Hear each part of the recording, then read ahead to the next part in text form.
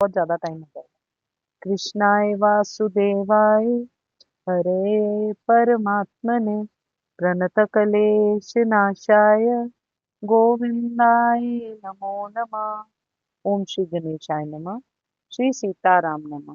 श्री राधे श्याम नमः। उमापति महादेव की जय। श्री गुरुवे नमः। श्री हनुमते आविराजिए। सब संतन की जय, सब भक्तन की जय। जय जय सीताराम, जय जय राधे श्याम।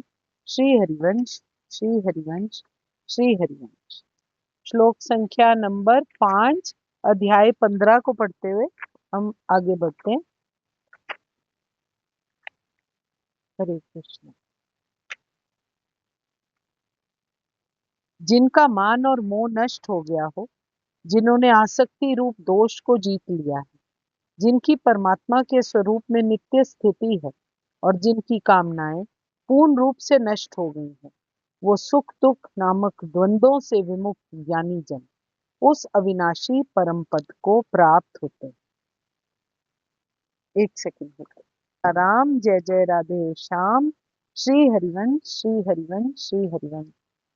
अध्याय 9, 25वां श्लोक हमने कल पढ़ा था कि जो देवताओं की पूजा करते हैं वो देवताओं के बीच में जन्म लेते हैं, जो पितरों को पूजते हैं वो पितरों के पास जाते हैं, और जो भूत प्रेतों की उपासना करते हैं वो उन्हीं के बीच में जन्म लेते हैं। और परमात्मा कहते हैं जो मेरी केवल पूजा करते हैं शुद्ध भाव से, निष्काम भाव से, वो मेरे साथ निवास करते हैं।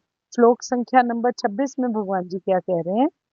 जो कोई भक्त मेरे लिए प्रेम से पत्र, पुष्प, फल, जल आदि अर्पण करता है, उस शुद्ध बुद्धि निष्काम प्रेमी भक्त का प्रेम पूर्वक अर्पण किया हुआ वह पुत्र पुष्प, राम राम, पत्र पुष्प आदि मैं सगुण रूप से प्रकट होकर प्रीति सहित खाता हूँ। एक बार फिर से बोलती हूँ। जो कोई भक्त मेरे लिए प्रेम से पत्र, पुष्प, फल, जल आदि अर्पण करता है, उस शुद्ध भक्त, शुद्ध बुद्धि निष्काम प्रेमी भक्त का प्रेम पूर्वक अर्पण किया हुआ वो पत्र पुष्प आदि मैं सगुण रूप से प्रकट होकर प्रीति सहित खाता हूँ। भगवान जी ग्रहण करना भी कह सकते थे, पर भगवान जी ने यहाँ खाता हूँ की बात करी। वो बोल रहे हैं कि मैं प्रत्यक्ष रूप से वो स्वीकार करता हूँ, मैं खाता हूँ। यदि कोई प्रेम से तथा भक्ति के साथ मुझे पत्र, पुष्प, फल या जल प्रदान करता है तो मैं उसको स्वीकार कर लेता हूँ। यहाँ भगवान जी इंडिकेट करते हैं कि मैं केवल भाव का ही भूखा हूँ। नित्य सुख परमात्मा की प्रेमा भक्ति में, नित्य सुख जो है हमारा वो परमात्मा की प्रेमा भक्ति पर पूर्ण रूप से निर्भर है। भगवान जी यहाँ बता रहे हैं कि मेरी अदालत में ना कोई गरीब है ना कोई अमीर है, मैं सबको सेम नजर से देखता हूँ।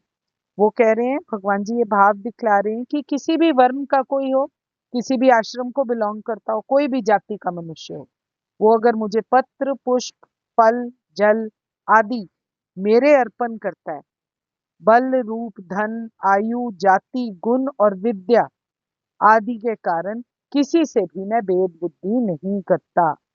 निर्धन से भी निर्धन व्यक्ति मेरी सेवा में तत्पर हो सकता है। केवल भाव से भेंट चलाने की जरूरत है। ईश्वर केवल शुद्ध भक्त की तलाश में है। अवश्य ही अर्पण करने वाला जो भाव है वो विदुर और शबरी आदि के प्रकार होना चाहिए, शुद्ध और प्रेम पूर्ण होना चाहिए। ईश्वर को केवल भावना चाहिए होती है, पर हम भावना कैसे समर्पण कर सकते हैं? उसके लिए तो हमको कोई ना कोई तरीका ढूंढना पड़ेगा। इसके लिए अलग अलग तरीके भगवान जी बोल रहे हैं कि शायद कोई पत्र चढ़ाना चाहता हो, कोई फूल चढ़ाना चाहता हो, कोई फल, कोई जल, परंतु प्रेम से जो अर्पण करे, निष्काम भाव से, शुद्ध प्रेमा भक्ति से जो मुझे वो देता है, यदि सच्चे भाव से वो मुझे अर्पण किया जाए तो प्रेम पूर्वक कुछ भी दिया हुआ परमात्मा स्वयं ग्रहण करते हैं। यहाँ पत्र, पुष्प, फल और जल का नाम लेकर ये भाव दिखाया जाता है, जो वस्तु साधारण मनुष्यों को बिना किसी परिश्रम, हिंसा और व्यय के अनायास मिल सकती है, ऐसी कोई भी वस्तु भगवान जी को अर्पण की जाती है। एकमात्र भोक्ता, एकमात्र स्वामी और समस्त यज्ञ भेंटों के वास्तविक लक्ष्य केवल परमात्मा है। भगवान श्री कृष्ण ये बोलते हैं कि वो हर प्रकार की भेंट को पसंद करते हैं। यदि कोई शुद्ध होए और जीवन का लक्ष्य परमात्मा को बनाए, उस उद्देश्य को भगवत भक्ति से वो पूरा करना चाहता हो और वो परमात्मा को प्राप्त करना चाहता हो, तो भगवान जी उसकी तरफ पूरे के पूरे कदम उठाते हैं और उसकी प्रेम और स्नेह से भेंट की हुई वस्तु स्वीकार करते हैं। भगवान पूर्ण काम होने के कारण वस्तु के भूखे तो है ही नहीं, उन्हें तो केवल प्रेम की आवश्यकता है। साधारण से साधारण मनुष्य भी छोटी से छोटी भी वस्तु चाहे भगवान जी को अर्पण कर लेता है तो वो स्वीकार कर लेते हैं, ऐसी उनकी ग्रेटनेस है। बस प्रेम विवल चित्त होना चाहिए, भगवान जी को समर्पित चित्त होना चाहिए। भक्ति पूर्वक भगवान जी को कोई भी चीज जो अर्पण की जाती है वो उनको प्लीज करती है। भगवान जी कह रहे हैं जिसका अंतःकरण शुद्ध होता है मैं उसकी हर चीज को स्वीकार करता हूँ। उसी उसका प्रयोग करके भगवान जी यहाँ पर ये भाव दिखा रहे हैं कि यदि अर्पण करने वाला व्यक्ति जो है उसका भाव शुद्ध ना हो और वो बाहर से चाहे कितने भी शिष्टाचार के साथ, कितनी भी विधि विधानों के साथ उनको वो अर्पण करे, वो उत्तम से उत्तम सामग्री चाहे भगवान जी को चढ़ा रहा हो, तो भी मैं उसको स्वीकार नहीं करता अगर उसमें भाव की कमी है।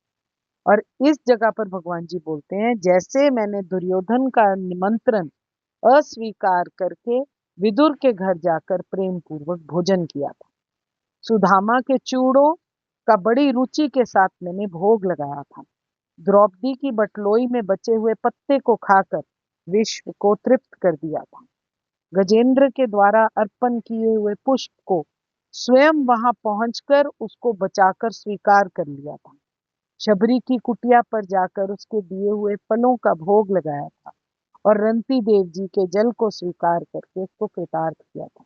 प्रत्येक भक्त की प्रेम पूर्वक अर्पण की हुई वस्तु को भगवान जी कहते हैं मैं सहर्ष स्वीकार कर लेता हूँ। यहाँ पर भगवान जी आगे जाके व्याख्या की हुई है विदुर जी की। दुर्योधन के मेवा त्यागी साग विदुर घर खाई, सबसे ऊंची प्रेम सगाई। 12 वर्ष का वनवास और 1 वर्ष का जब अज्ञातवास पूरा हुआ तो पांडवों ने दुर्योधन से अपने राज्य की मांग करी। दुर्योधन ने वो राज्य देने से उनको साफ इनकार कर दिया। पांडवों की ओर से स्वयं भगवान श्री कृष्ण दूत बनकर कौरवों के पास गए और हर प्रकार से इनको समझाने की कोशिश करी।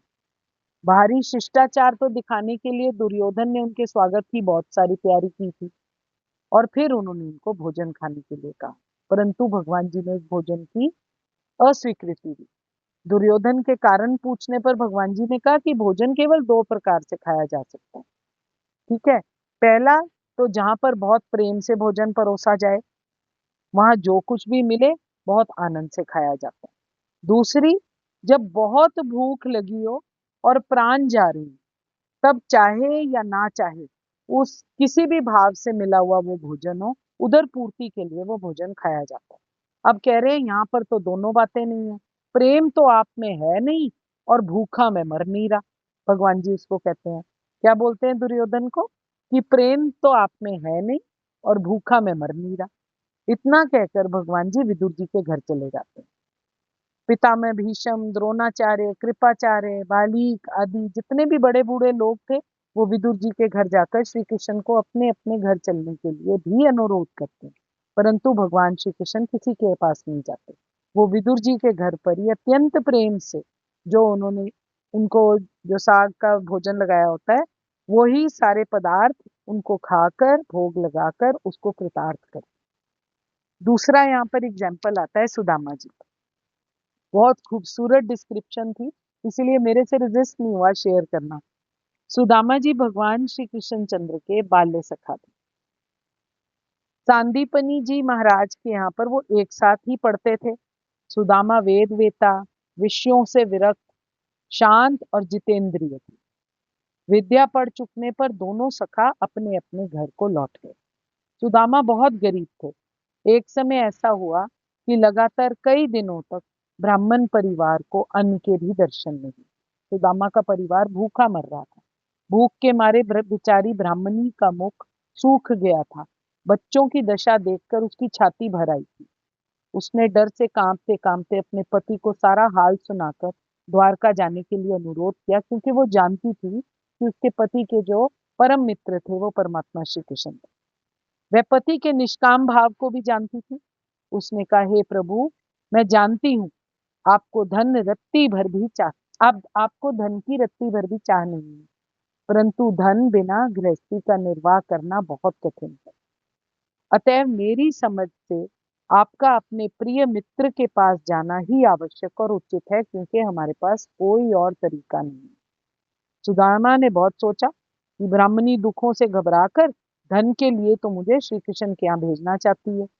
उन्हें इस कार्य के लिए अपने मित्र के घर में जाने में बहुत संकोच हुआ। वे कहने लगे, पगली, क्या तू धन के लिए मुझे वहां भेजती है? क्या ब्राह्मण कभी धन की इच्छा किया करते हैं? अपना तो काम श्री कृष्ण का भजन करना ही है।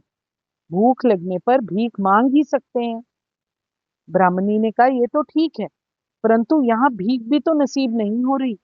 मेरे फटे चीथड़े और भूख से छटपटाते बच्चों के मुंह की ओर तो देखिए। मुझे धन नहीं चाहिए।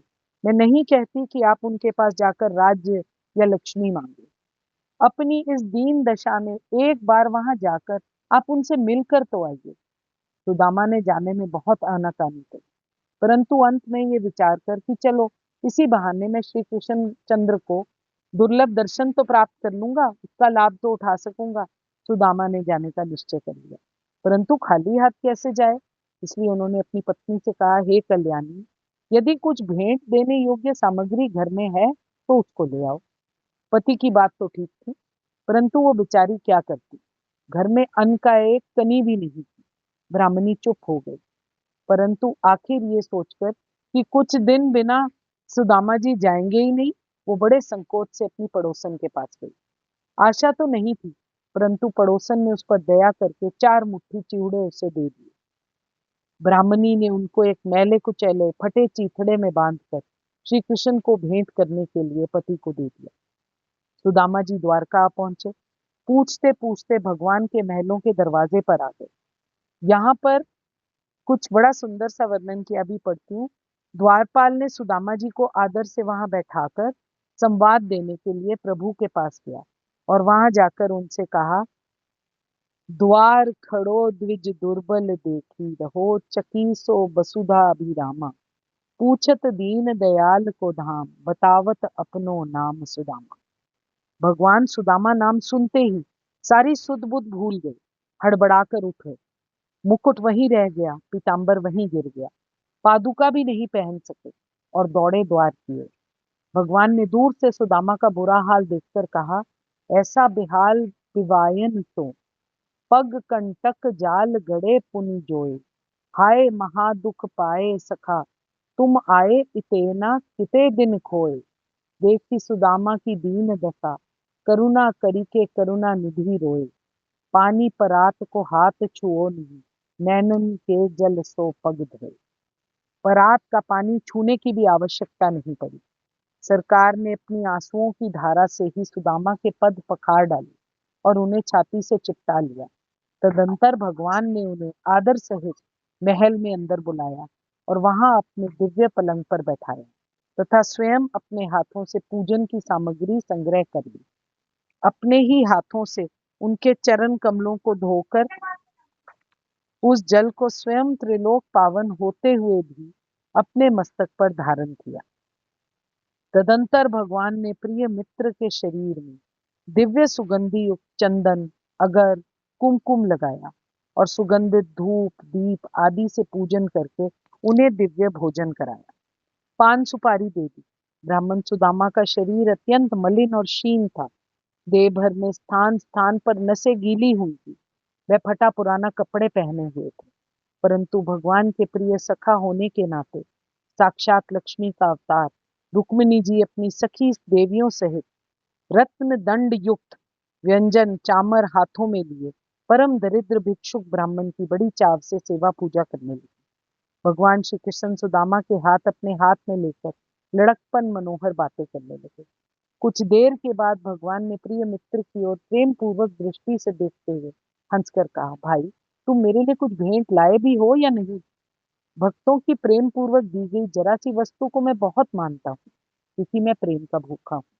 अब भक्त के द्वारा दी गई अपार सामग्री भी मुझे संतुष्ट नहीं कर सकती। भगवान जी के इतना कहने पर सुदामा च्योरों की पोटली भगवान जी को नहीं दे सका। भगवान की अतुल राज संपत्ति और वैभव को देखकर उन्हें चिवड़ा देने में सुदामा को बड़ी लज्जा हुई। तब सब प्राणियों के अंतर की बात जानने वाले हरि ने ब्राह्मण के आने का कारण समझकर विचार किया, ये मेरा निष्काम भक्त और प्रिय सखा है। इसने धन की कामना से पहले भी कभी मेरा भजन नहीं किया और ना अब भी किसी वजह से इसकी कोई कामना है, परंतु ये अपनी पतिव्रता पत्नी की प्रार्थना से मेरे पास आया है। अतएव इसे मैं वह भोग और मोक्ष रूप संपत्ति दे दूंगा जो देवताओं को भी दुर्लभ है। यूं विचार कर भगवान ने कहा, ये क्या है? कहकर जल्दी से सुदामा ने बगल में दबी हुई चूरों की पोटली जबरदस्ती भगवान ने उससे छीन ली। पुराना फटा कपड़ा था, पोटली खुल गई, चूरे चारों ओर बिखर गए। भगवान जी बड़े प्रेम से कहने लगे, हे सखे, आपके द्वारा लाया हुआ ये चूड़ों का उपहार मुझको अत्यंत प्रसन्न करने वाला है। ये चूड़े मुझको दे दो और मेरे साथ ही समस्त विश्व को तृप्त कर दो। ये कहकर भगवान उन बिखरे हुए चूड़ों को बीन बीन कर दांतों में दबाकर चबाने लगे। भक्त के प्रेम पूर्वक लाए हुए उपहार का इस प्रकार भोग लगाकर भगवान जी ने अपने अतुलनीय प्रेम का परिचय दिया। कुछ दिन बड़े आनंद पूर्वक से वहां रहकर सुदामा अपने घर को लौटे। इधर घर का रूपांतर हो गया था। भगवान जी की लीला से टूटी मड़ैया स्वर्ण महल के रूप में परिणत हो चुकी थी। सुदामा ने भगवान की लीला को समझकर उसे स्वीकार किया। मन ही मन कहा, धन्य हो प्रभु, मेरे सखा ऐसे हैं कि याचक को बिना बताए गुप्त रूप से सब कुछ देकर उसकी मनोहर पूर्ण कर देते हैं। परंतु मुझे धन नहीं चाहिए, मेरा तो बार बार यही प्रार्थना है, जन्म जन्मांतर वही श्री कृष्ण मेरे सुहृद सखा और मित्र हूँ, मैं उनका अनन्य भक्त रहूं। मैं इस संपत्ति को नहीं चाहता, मुझको तो प्रत्येक जन्म में उनके स्वरण संपन्न भगवान की विशुद्ध भक्ति और उनके भक्तों का पवित्र संग मिलता रहे। वे दया करके ही धन नहीं दिया करते, क्योंकि धन के गर्व से धनवानों का अधन पतन हो जाता है। इसलिए वे अपने अदूर पूर्ति भक्त को संपत्ति, राज्य और ऐश्वर्य नहीं देते। सुदामा आजीवन अनासक्त भाव से घर में रहे और उन्होंने अपना सब समय परमात्मा के भजन में बिताया। जय जय सीताराम, जय जय राधे श्याम। कृष्णाय वासुदेवाय हरे परमात्मने प्रणतकलेश नाशाय गोविंदाय नमो नमः। मैं अपने हृदय प्रेम प्रभु को नमस्कार करती हूँ। कोई भूल त्रुटि है तो कृपया मुझे क्षमा कीजिएगा। मैं आप सबको नमस्कार। हरे कृष्णा कृष्ण कृष्ण हरे हरे राम हरे राम राम राम। क्षमा कीजिए। जय जय सीताराम, जय जय राम। श्री हरिवंश, श्री हरि।